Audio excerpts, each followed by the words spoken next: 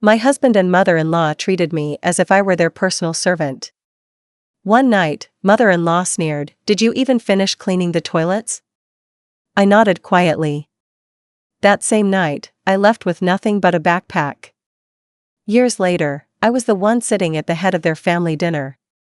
I met Jason when I was 29. I was working at the public library in Savannah, Georgia.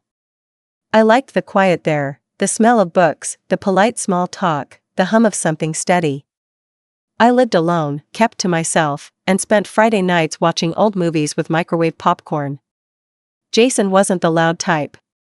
He had this quiet confidence, the kind that made you believe you were safe just standing next to him. He wasn't movie star handsome, but his voice could calm a storm. We met when he came in looking for a book on sales psychology. He said something funny about Freud and commission rates. I laughed. Within 3 months, he was walking me home. 6 months later, he proposed in front of the old Forsyth Park fountain. I said yes because, at the time, love felt a lot like relief. We moved into a cozy craftsman house on the edge of town. It had blue shutters and a screened porch. I painted the kitchen cabinets yellow. He let me. And then came Merle. Merle was Jason's mother. Her husband had passed years ago, and she'd lived alone since. When she temporarily moved in with us, she brought 2 suitcases and a framed portrait of her late cat. She never left. At first, I tried. I really did. I made her tea every morning the way she liked it, strong, with a touch of honey.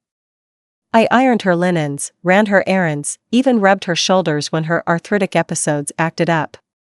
But nothing was ever enough. One afternoon, I made meatloaf. Her favorite, according to Jason. She took one bite and spat it into a napkin. "You overcooked it," she said, shaking her head like a disappointed schoolteacher. Jason? He just shrugged and kept scrolling on his phone. It wasn't like one big moment broke me. It was the slow erosion, like wind against stone. I woke up earlier than everyone to clean the house. I made breakfast for both of them. I sorted mail, paid bills, coordinated doctor appointments, organized spice drawers, and still had to endure snide comments like, "Are you sure you vacuumed under the couch? Did you mean to leave streaks on those windows? Bless your heart, you try your best." And then Jason started working from home. Any ounce of solitude vanished. Every room I walked into had someone sitting there, breathing down my neck, commenting on how "you missed a spot" or "this could have been folded better." He started getting short with me. I'd ask how his day went and he'd just grunt. He never said thank you anymore. We stopped hugging. Stopped touching. It was like I'd become background noise. One day, Merle asked me to scrub the baseboards. I did it. Quietly. Without complaint. My knees were sore, and my hands smelled like bleach. That night, while I was putting dishes away, Merle called out from the couch, "Did you even finish cleaning the toilets?" Jason didn't look up. I stared at my reflection in the window above the sink. I didn't recognize myself anymore. That night, when they went to bed, I packed one small backpack. A pair of jeans, 2 shirts, some socks, a toothbrush, and a photo of me and my sister from when we were kids. I didn't leave a note. Didn't take my phone charger. Didn't even take my wedding ring. Just walked. It was past midnight. The streetlights made everything glow yellow and sad. I walked until I found a gas station and asked if they sold bus tickets. They did. The next bus out was headed toward Charleston. I had $112 in my wallet. That was enough. My cousin Lee lived in Charleston. We hadn't talked in a year, but I texted her from a payphone outside a 7-Eleven. "Can I stay with you for a few days?" She wrote back 2 minutes later, "Come." When I showed up at her apartment, she hugged me so tightly I forgot how cold I'd felt. "I don't even have a plan," I whispered. I still read. "You don't need one yet," she said. "Just breathe." And I did. For the first time in years, I breathed without someone asking me why the towels weren't folded right. It took months to feel like a person again. I got a job cleaning houses part-time. Lee's friend needed someone. Then her neighbor needed someone. Then their cousin. Word spread fast. Turns out, when you've been treated like a servant long enough, you get really damn good at cleaning. But I did it on my own terms. I brought fresh flowers to my clients. Played music while I worked. Sometimes I'd stay a bit longer if they were lonely and just needed someone to listen. That's when the idea hit me. What if I turned this into something more? Not just a cleaning service, but companionship, too. Help with groceries, organizing, even a friendly chat. That's how Sadie's Sanctuary was born. My first few clients were neighbors and referrals. Then I made a Facebook page. Then a local newspaper did a piece on us. Within 3 years, I had a full team.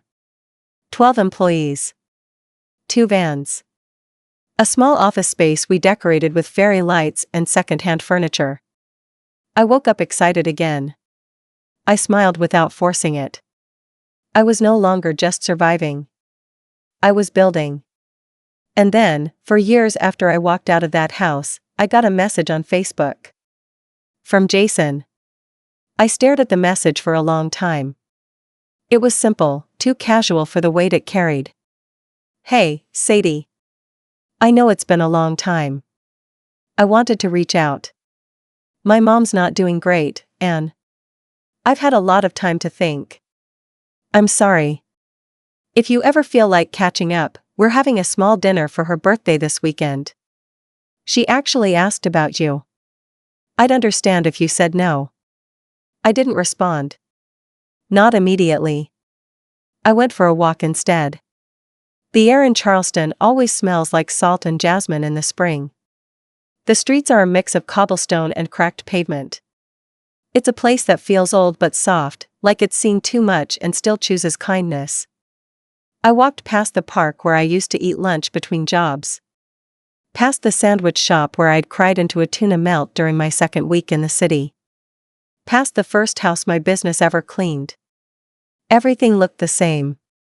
But I wasn't. Later that night, I showed the message to Lee. She read it silently and then handed the phone back to me. You going? She asked. I don't know.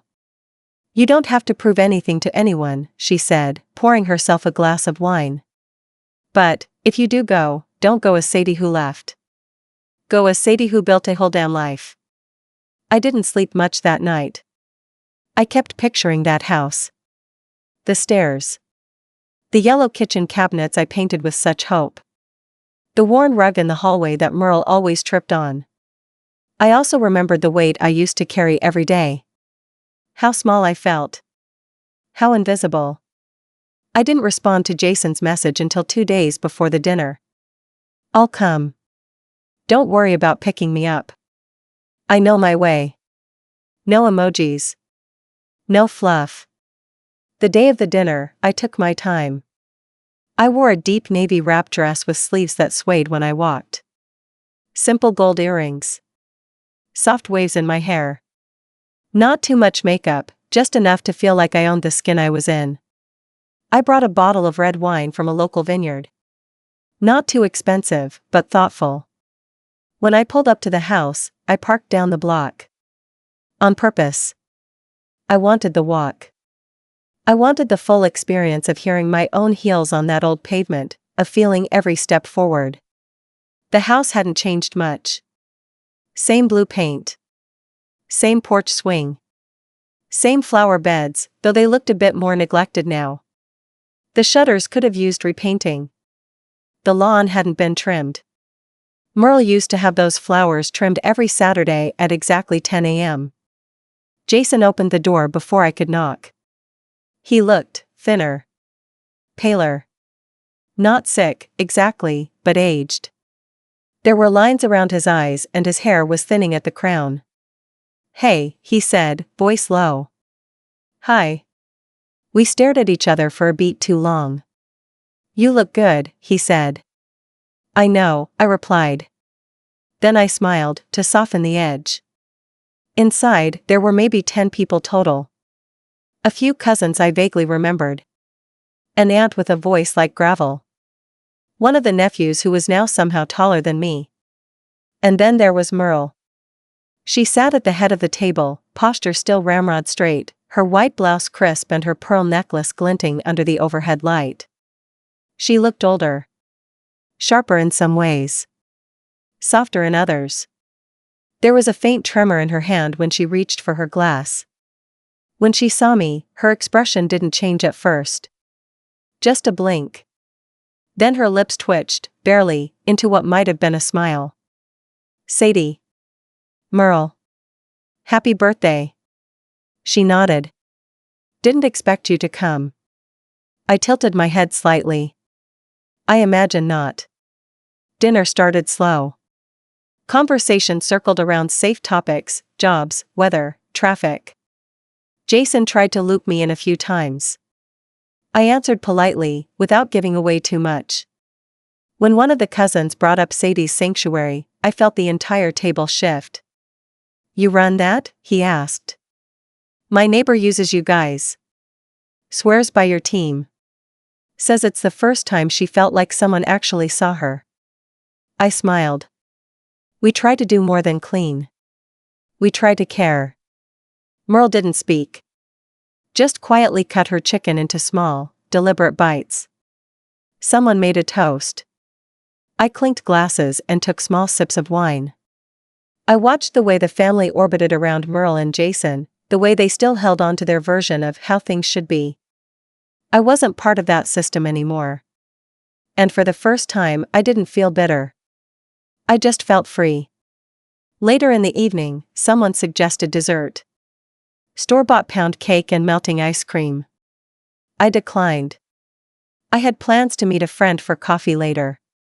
As people began clearing dishes, I found myself standing near the kitchen. The same counter I'd scrubbed until my hands bled. The same floor I'd mopped while crying quietly to myself because I didn't know what else to do. Jason walked in behind me. You really made something of yourself, he said, quietly.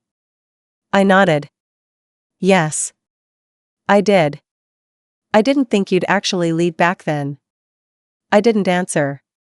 Do you ever think about coming back? I turned slowly to look at him. He wasn't smirking.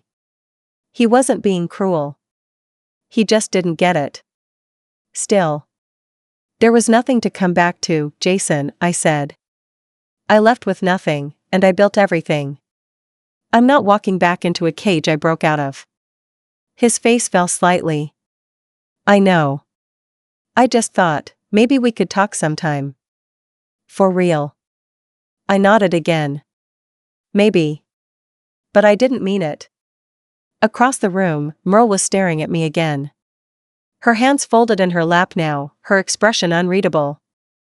The room felt too quiet. The kind of quiet that used to crush me. Now, I just let it sit there. I hadn't come to make a scene.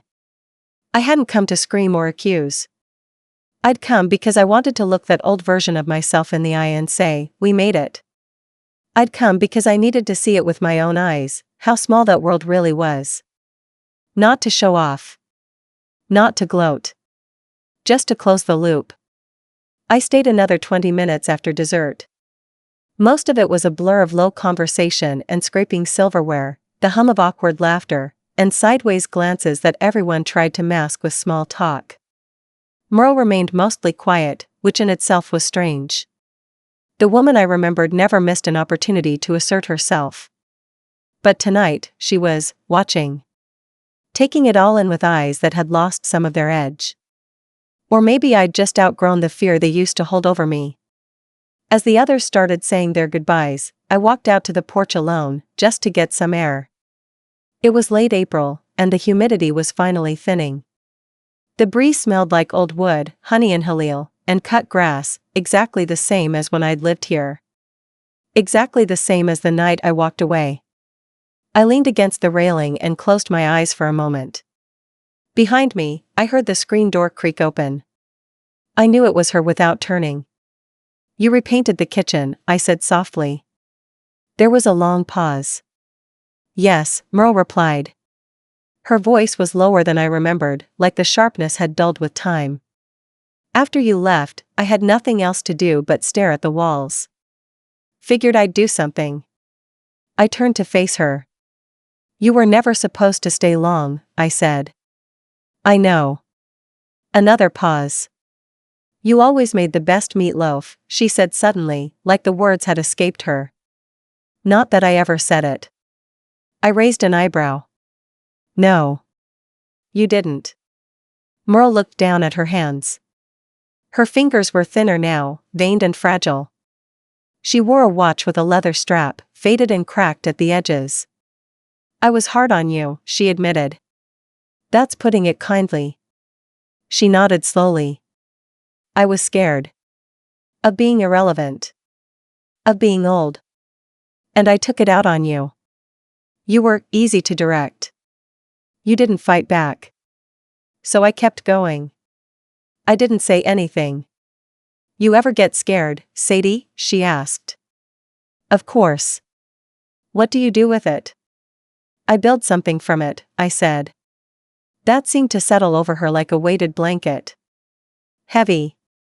Still. Real. I heard about your business. A friend of mine, Marlene, she lives over in West Ashley, raves about you. Said one of your girls brought her a pie on her birthday. I nodded. We do small things that matter. Merle took a deep breath. You matter now. It wasn't an apology. Not quite. But it was something. I looked back out toward the street. The porch light buzzed gently overhead. A car passed slowly. Somewhere a dog barked, and then quiet again. I mattered then too, I said, softly. Merle didn't reply. But she stayed there, beside me. Quiet for once. And maybe that was all she had to give.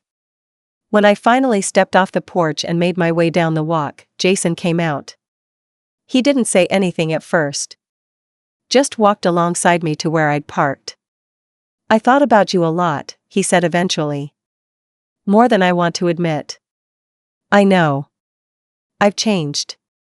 I stopped walking. Turned to him. Maybe you have. Maybe you haven't. But the version of you I lived with, he didn't see me. And I can't unlive that. He looked like he wanted to argue. But instead, he nodded. Are you happy? He asked. I thought for a long moment. I'm peaceful, I said. That's better than happy. He smiled faintly. I never really knew what that meant. But I think I'm starting to. We stood in silence for a minute. The air thick but not uncomfortable. You were always stronger than I thought, he said. I always was, I replied. You just didn't notice. I didn't hug him goodbye. Didn't promise to stay in touch. Just walked to my car and drove away. I didn't cry. I didn't shake. I didn't feel the need to scream into the steering wheel like I used to when I felt trapped in that house. I felt like someone who had finally returned to a museum of their past life, observed it, and walked out of the exit with their head held high. But the story doesn't end there. Not yet. Because 2 weeks later, I got another message. Not from Jason. From someone I never expected. The message came late on a Tuesday evening, just as I was finishing up reviewing the schedule for the week with my team lead. I was sitting at the small desk in my office, technically a converted sunroom at the back of our Charleston HQ, but it had charm, mismatched chairs, a potted fern named Ruth, and a bulletin board cluttered with thank you notes from clients. I was half listening to a voice memo from one of our caretakers when I noticed the notification. It wasn't a name I recognized immediately. Just, Jean R. The subject line read, Hi Sadie, it's been a long time. I opened it. Hi Sadie, I hope this isn't too strange. You probably don't remember me, but I'm Merle's younger sister. We met only once, years ago, at the hospital when Jason's father passed. I've followed your journey from a distance, believe it or not. I've been meaning to reach out. I'm in Charleston for a few days and I'd love to meet you for coffee if you're open to it. No pressure, of course. I just think there are some things you deserve to hear, from someone who remembers who you were before you disappeared. I read it 3 times. Jean. I vaguely recalled her, tall, wiry, with sharp blue eyes and a voice like a cello. She hadn't lived nearby, and even when she came to visit, Merle usually spoke of her like an afterthought. The hippie sister who never quite settled down. I considered ignoring it. But something about her tone, gentle, respectful, non-intrusive, stuck with me. The next morning, I replied. Sure. There's a coffee shop on Queen Street I like. Friday, 11 a.m.? She responded within 10 minutes. I'll be there. When I walked into the cafe that Friday, Jean was already sitting near the window, sipping a tea and reading a dog-eared paperback. She wore a long linen shirt and simple sandals. Her hair was silver now, tied back in a low knot. She looked like someone who had never rushed for anything in her life, and never apologized for it. Sadie, she said, standing up with a warm smile. You look incredible. I smiled back. You must be Jean. She motioned to the seat across from her. Sit. I won't keep you long. We ordered drinks. I went for a cappuccino with oat milk. She stuck to her chamomile. The cafe was quiet, filled with a few locals tapping away on laptops or flipping through newspapers. Jean didn't dance around the reason she reached out. I won't pretend I was close to Merle, she said. We weren't. She liked things tidy and controlled. I was not that. I can imagine, I replied softly. She told me a few things over the years, Jean continued. About you. About the day you left. At the time, she made it sound like you'd had a breakdown. Said you couldn't handle marriage and vanished in the night like a ghost. I chuckled bitterly. That tracks. But when I asked questions, she always got cagey. Changed the subject. That's when I knew it wasn't the whole truth. Jean leaned in a bit, lowering her voice. I remember watching you at Jason's wedding. You looked careful. Like you were trying to fold yourself small enough to disappear into your dress. I wanted to pull you aside that day. I didn't. And I've regretted it ever since. I didn't know what to say to that. I just held her gaze and let her keep going. She changed after you left. Not immediately. But gradually. She didn't talk about you much. But I'd catch her staring at your wedding photo in the hallway sometimes. Once, when I was visiting, I asked her if she'd heard from you. She just said, Sadie's gone. She's not coming back. But the way she said it wasn't angry. It was sad. Jean sipped her tea. I think she knew she'd gone too far. But she never could figure out how to say it. I watched the foam in my cappuccino collapse in slow circles. That doesn't undo what she did. No. It doesn't, Jean agreed. But I thought you deserved to hear it. That she did know, in her way. And she wasn't proud of it. That struck something in me, not forgiveness, exactly. But, a shift. We talked for another hour. She told me stories from Merle's childhood I'd never heard. How she'd been raised in a strict household. How silence was praised more than compassion. How she'd lost her first child before Jason was born and never spoke of it again. How grief had turned her brittle, sharp-edged. I'm not asking you to excuse her, Jean said. I'm just saying, we all carry things we never unpack. Before we parted, she reached into her tote bag and pulled out a small envelope. I don't know if you'll want this, she said. But she asked me to give it to you. If I ever saw you again. I took it, but didn't open it. I didn't want to, not there. Not yet. Jean smiled softly. You turned out stronger than any of us expected. And not because of them. But in spite of them. As I walked back to my car, I held the envelope in my hand like it was a live thing. I didn't know what was inside, words, maybe. Or more silence in disguise. I didn't open it for 3 days. And when I finally did, I wasn't prepared for what it said. It sat on my nightstand for 3 days, that envelope. 3 days of me walking past it, staring at it, touching it lightly with my fingers but never daring to slide it open. I wasn't afraid of the contents. I was afraid of what it might unlock inside me, feelings I had tightly boxed up and shelved. But on the third night, after a long bath and a glass of red wine, I finally sat down and opened it. Inside was a handwritten letter in Merle's distinct, looping cursive, so careful it looked almost like calligraphy. The paper smelled faintly of lavender and dust. Sadie, if you're reading this, it means Jean kept her word. That's more than I ever deserved. I won't ask for forgiveness. I don't think I earned it. But I need to say what I should have said the day you left. You were never weak. You were kind. You were quiet. You were soft. And I mistook all of that for weakness because I didn't understand what strength looked like outside of control. You took care of us, of me, when it wasn't your job. I criticized, because that's what I knew.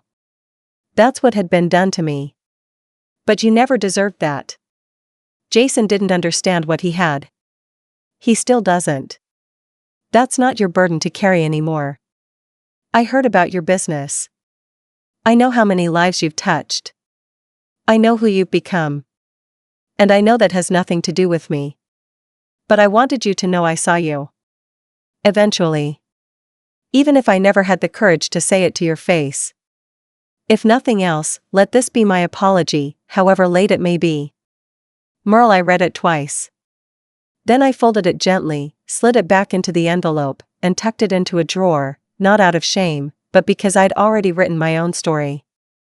Her chapter in it was over. But my ending? That was still unfolding. 6 months later, I got an invitation. Not from Jason this time, from one of the cousins. Apparently, the extended family was organizing a formal gathering at a rented estate just outside of Savannah. A sort of family legacy dinner, part reunion, part awkward networking event. At first, I laughed. The idea of returning to a room full of people who once barely acknowledged my existence felt ridiculous. But then I thought, why not? Why shouldn't I show up? I didn't need revenge in the form of vengeance. I didn't need shouting matches or to slam a door on my way out. What I wanted, what I deserved, was something simpler, recognition. Not just from them. But from me. So I went. I showed up in a sleek emerald jumpsuit with heels that clicked confidently against the marble floors of the estate's foyer. My hair was pinned, my jewelry was minimal, and my entrance was quiet, but undeniable. Jason was already there, drink in hand, talking to an uncle about some failing investment property. He turned the second he saw me. And for a moment, the room shifted.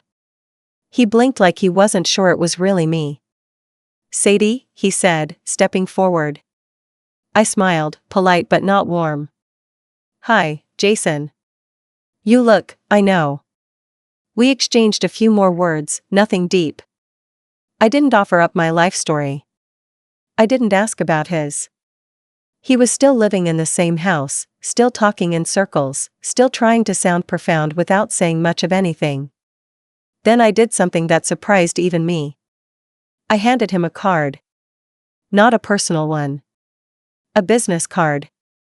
Saw on the news last week, I said casually. You're converting some of your rentals into short-term vacation properties. If you need staging and deep cleans, Sadie's Sanctuary handles pre-rental prep for high-end homes now. Our luxury team's the best in the city. He took the card like it was dipped in gold. I'll think about it, he muttered. No rush, I replied. But it'd be a smart move. We're booked 2 months out. I walked away before he could say more. I was stopped at least 6 times that night, by people who had heard of the business, or whose neighbors had, or who'd seen our ad in the Charleston local paper. I gave a small speech during dinner, as one of the successful family entrepreneurs. Someone had submitted my name, apparently. When I stood at the head of that massive banquet table, wine glass in hand, all eyes on me, I saw Jason. I saw his expression, tight-lipped, polite, but that flicker of something in his eyes. Regret. And then I saw Jean, seated toward the middle. She gave me a small nod. Not over the top. Not performative. Just, proud. I raised my glass. To everyone in this room who once underestimated me. Thank you. You helped me learn exactly what I didn't want to become. And for that, I'm endlessly grateful.